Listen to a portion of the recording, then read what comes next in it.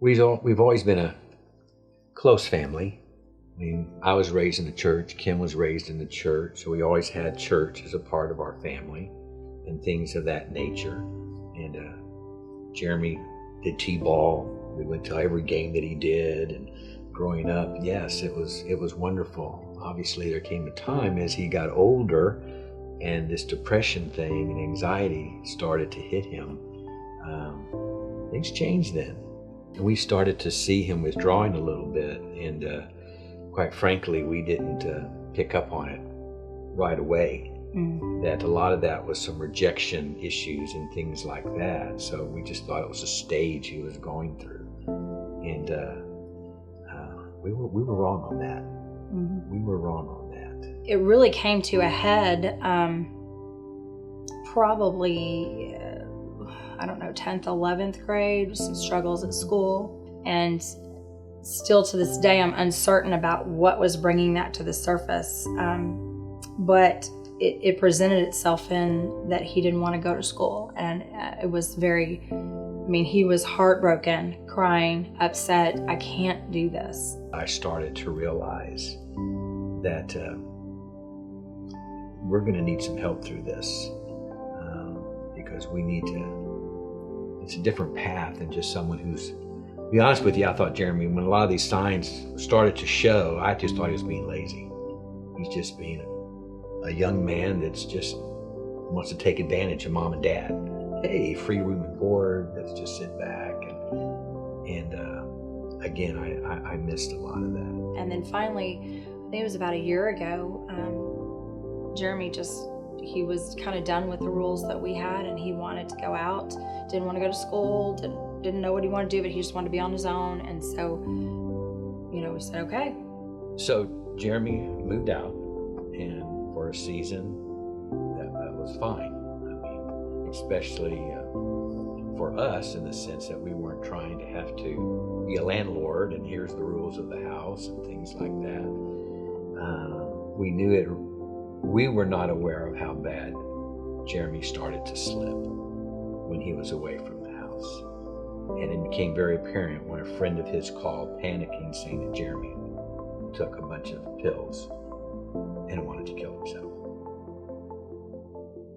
If I had to describe depression with a couple of words, I would just say a cave with no light, cold air, just no life at all, just complete desperation of just death, basically.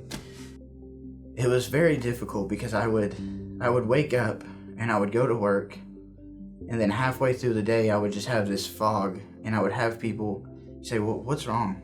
Like, what's wrong with you? And I didn't have an answer for them because I didn't know. And I knew that I had depression, but I didn't know what that meant. I finally, at one night, just said, you know what? I'm done. I can't do life anymore. And got a bunch of pills and poured it in my hand, and I said, this is it. I'm done. I'm going away. I remember one of my prayers when it was the height of that was, I've been in the Bible for 40 years, and I know it very well. But this was a topic, an issue that, Lord, I don't know what to do. I really don't know what to do. I needed to lean upon someone who was aware and to help us discern that.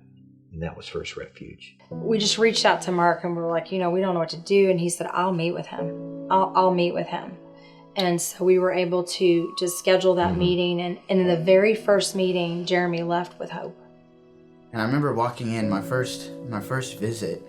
I was in a complete fog, and all Mark wanted to do was just get to know me.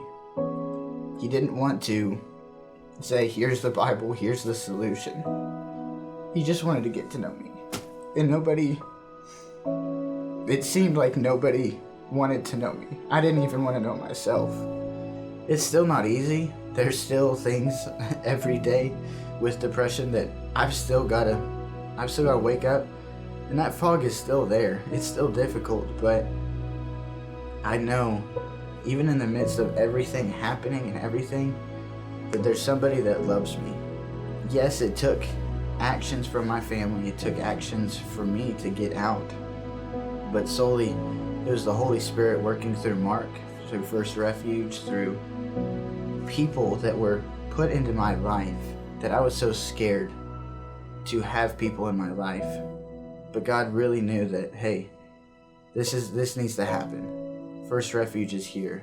It's amazing to see whenever I look back the darkness that I was in and to where the Holy Spirit has really brought me to where I'm at.